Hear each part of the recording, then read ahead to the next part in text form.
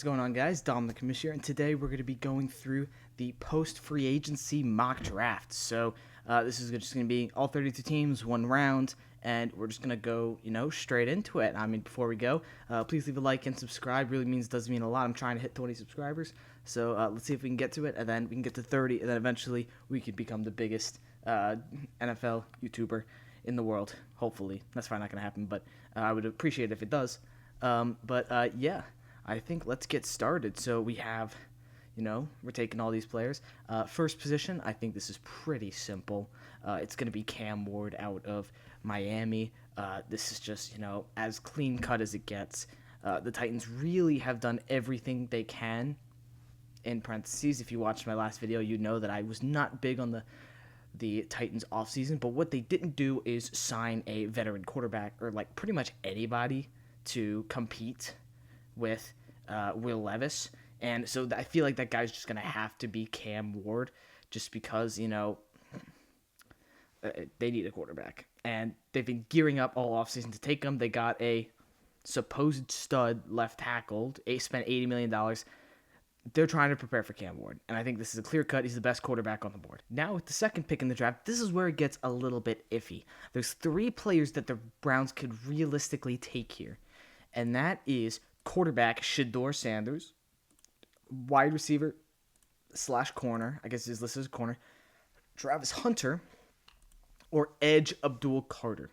And I do think they end up going with Abdul Carter. I know that they just re-signed Myles Garrett to a massive deal, but at this point in the Browns rebuild, they have absolutely no cap room to be able to go and sign another quarterback, especially because they just got Kenny Pickett.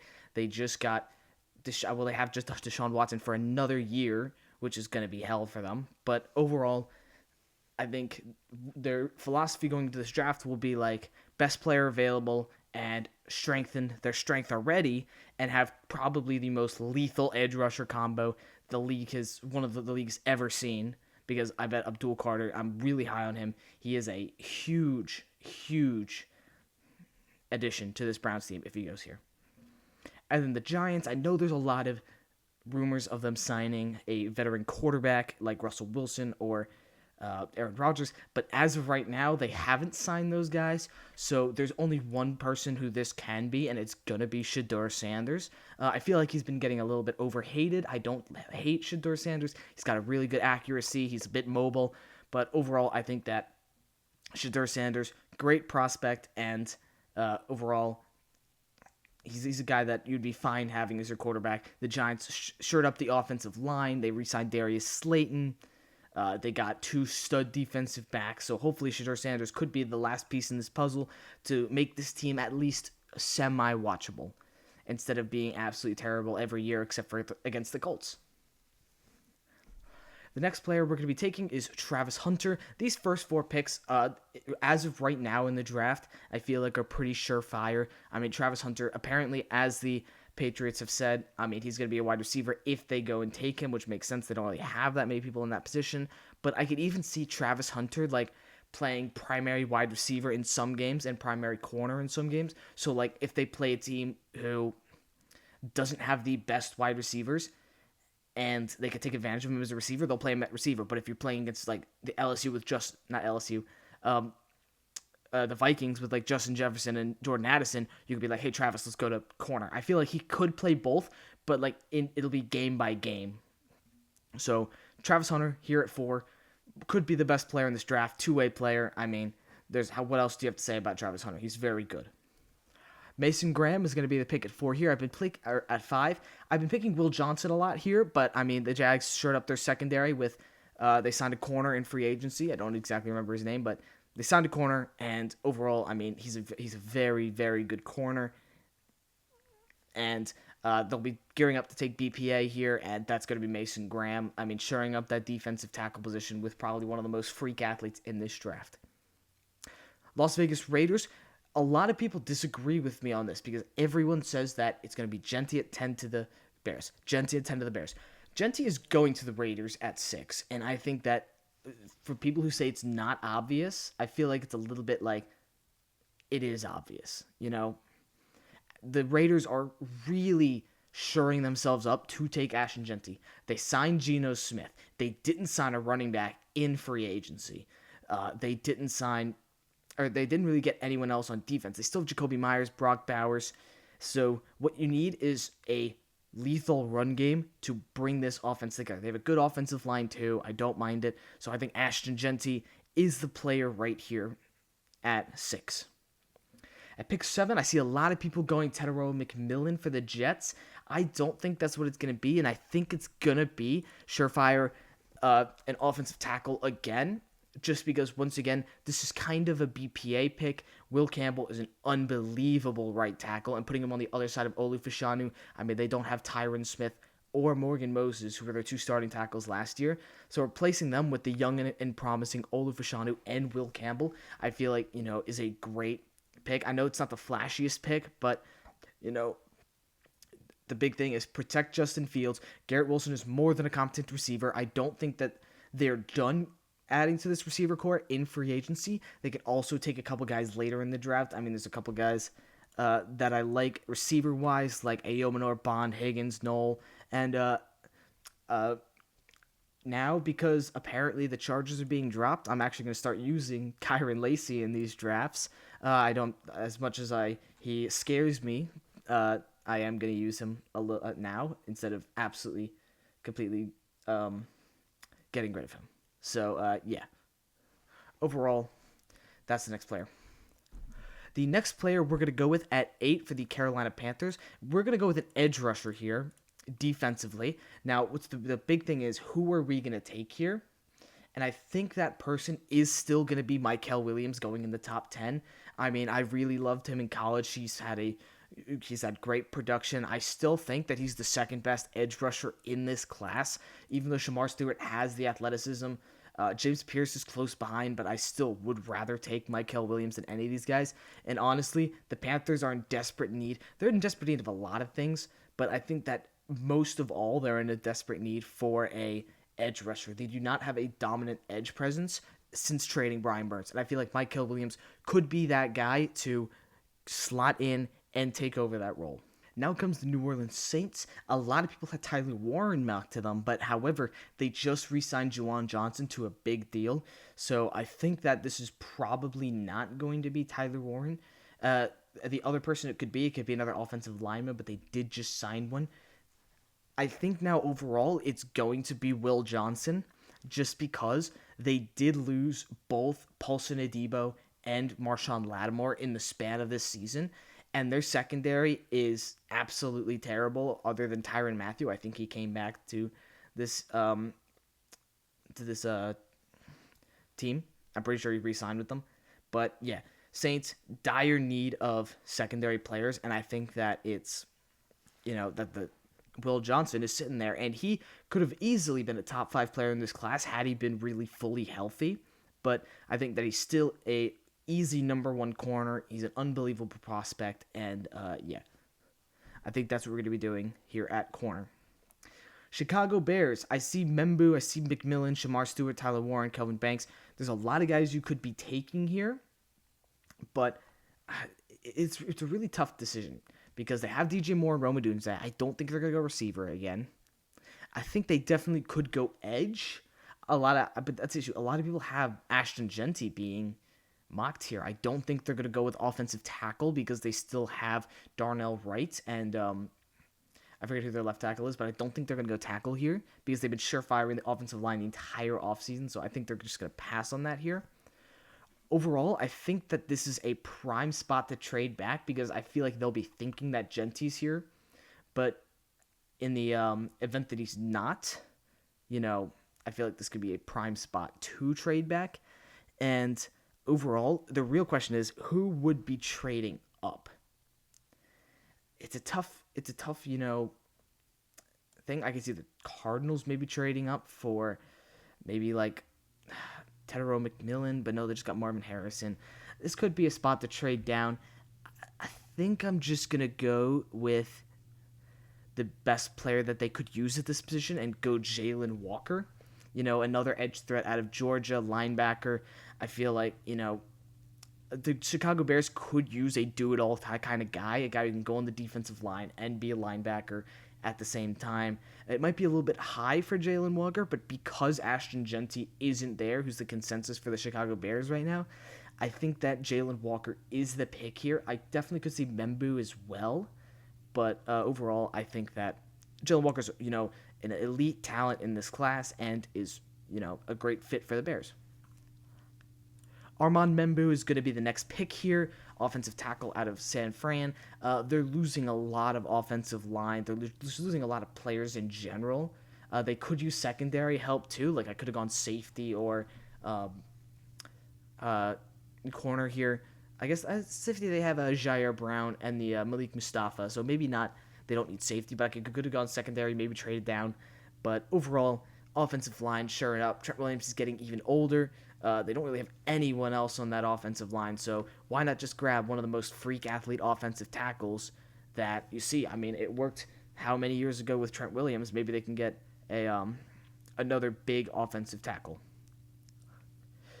Number 12, this is going to be an easy. Teteroa McMillan to the Cowboys. He falls pretty far in this mock draft, but the Cowboys they have a desperate need at receiver. They have nobody else but Jonathan Mingo and Cavante Turpin, who's more of a special teamer. Pairing CeeDee Lamb up with a big body Tet McMillan would be easily one of the best receiver duos in the league already. They just got to really shore up the rest of this team, maybe get a running back later in the draft. I mean, I feel like they have to. You can't have Javonte Williams starting as your running back. But if the Bears pass and the Raiders pass on Genty, it could easily be a spot for the Cowboys as well. Miami Dolphins. Now, they lost a bit of offensive guard, offensive tackle depth. They still could use a safety. I'm going to go Malachi Starks here just because they did lose Javon Holland. So why don't you go one-for-one replacement and take an absolutely unbelievable safety in Starks? Had a great year once again this year, and I feel like he slots straight into the role that Javon Holland had. So overall, really love the pick here. Pick number 14 is going to be Tyler Warren to the Colts. I mean, I've mocked this about how many times I can even imagine. I think that it's the absolute perfect fit for them. And it is, Tyler Warren is once again that do-everything guy. And whether it's Daniel Jones or Anthony Richardson starting for the Colts, they can use a big-body tight end. They don't even have Kyler Ranson or Mo Alley Cox anymore. It has to be a tight end here. And if he goes earlier, then it's going to have to be Colston Loveland as well if Tyler Warren goes in the top 13. But I don't think he will, be based on, not a position of need for all these teams. Like, the teams that probably could have taken him, the Panthers, but they have more pressing needs. The Jets, they also have more pressing needs. The Saints just signed Juwan Johnson. They have Cole Kmet, George Kittle, Jake Ferguson, and top 5 is way too early. So, overall, Tyler Warren to the Colts, great value for them at 14. Now, the Falcons desperately need an edge rusher. I know they have Matt Judon, but he's getting older, so I think it's going to be Shamar Stewart here. Once again, athletic freak. Do I think that Shamar Stewart is going to go to the Falcons? Honestly, probably not, but if I'm the GM of the Falcons, I will be taking a shot on an edge rusher just because, this is what they need to fill out this team. You have Penix, you have a great run game, a great receiver duo with Drake London and Darnell Mooney.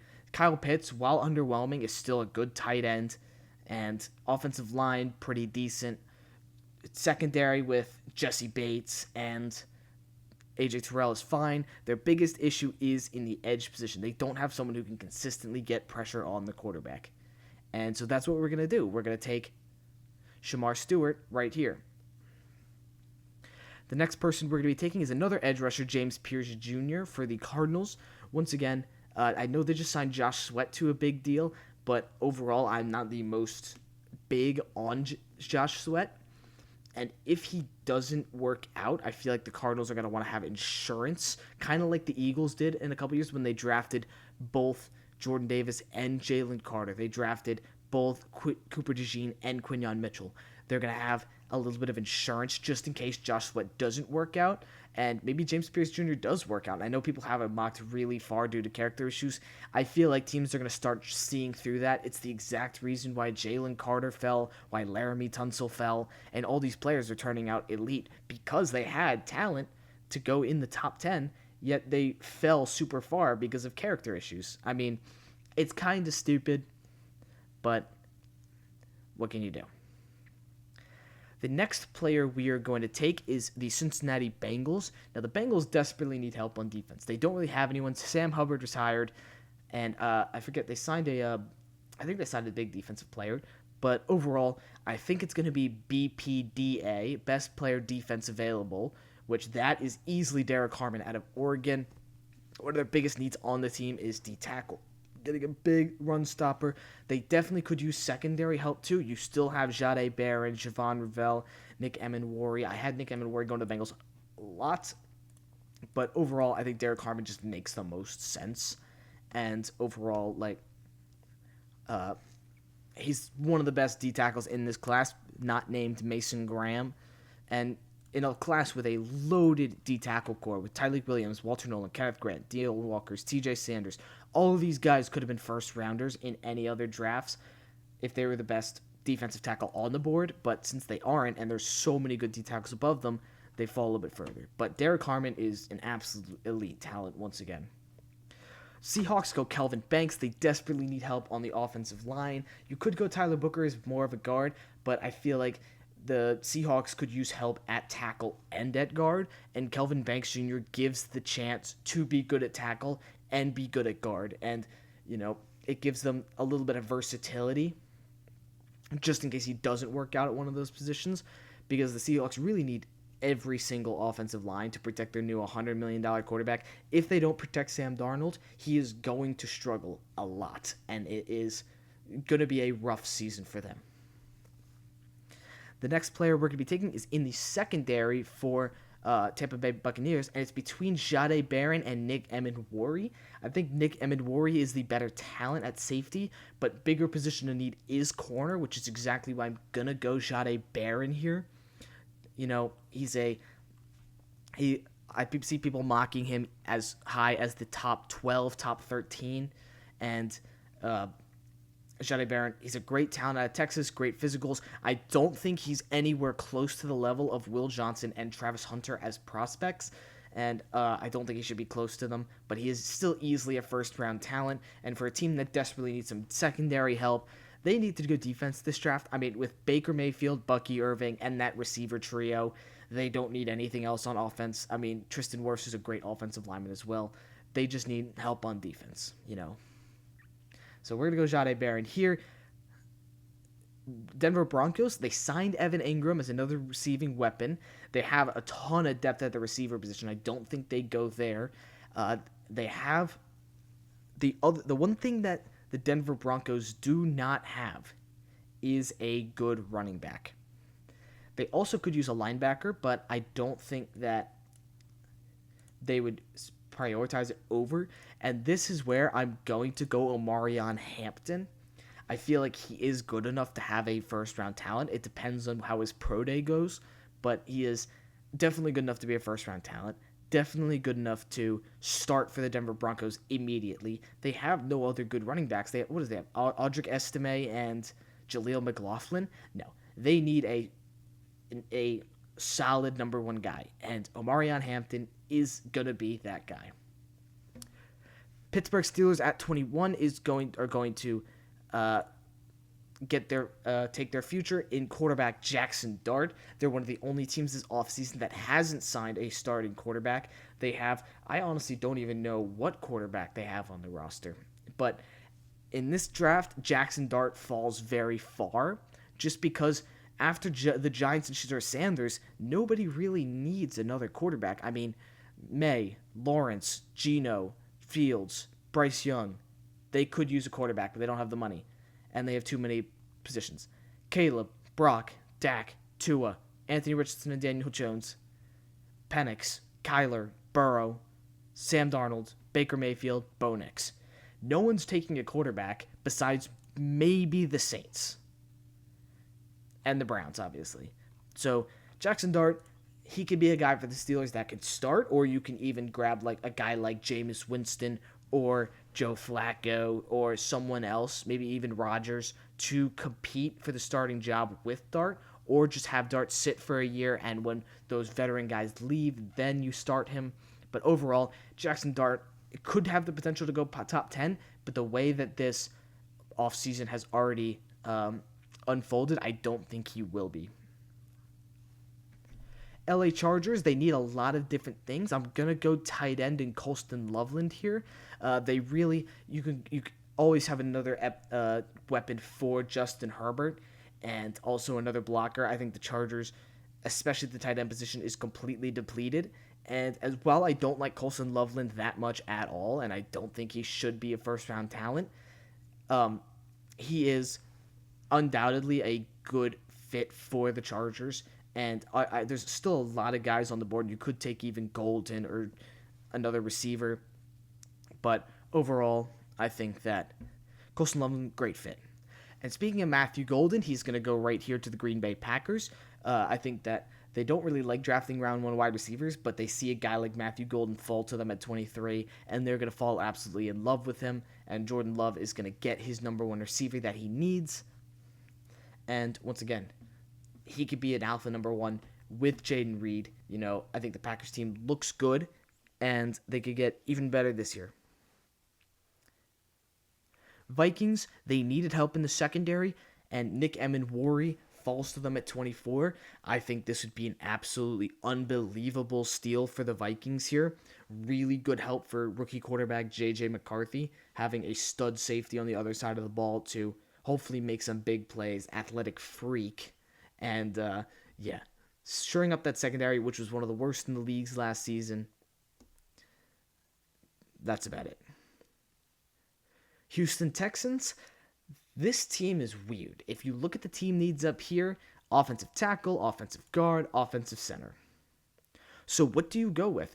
Do you go best lineman available and just take Tyler Booker or Gray Zabel? Or do you go with a tackle who instead, because a tackle's more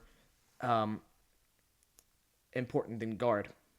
I'm going to go Tyler Booker here because I am going to go with best lineman available, just because I do think in the second round they could definitely we'll see what picks they have afterwards, but actually I guess we can see what picks they have.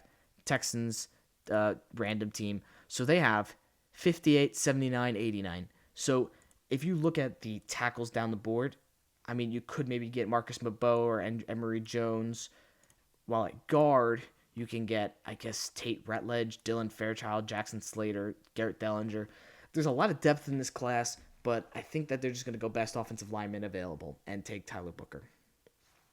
Rams, this is an easy decision. If Shahad Campbell, I think he's been super underrated in this draft, and I think that he can go even higher than 26, but Rams, they could use a linebacker, and when Shahad Campbell is staring them directly in the face, I think they're just going to pull the trigger on him.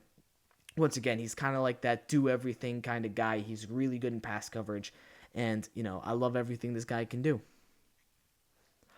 The Baltimore Ravens, it's tough to see what this team's weaknesses are. There's a receiver weakness, but they just signed DeAndre Hopkins. I don't think that's going to be enough, and therefore I'm going to go a little bit unorthodox and go Emeka Egbuka.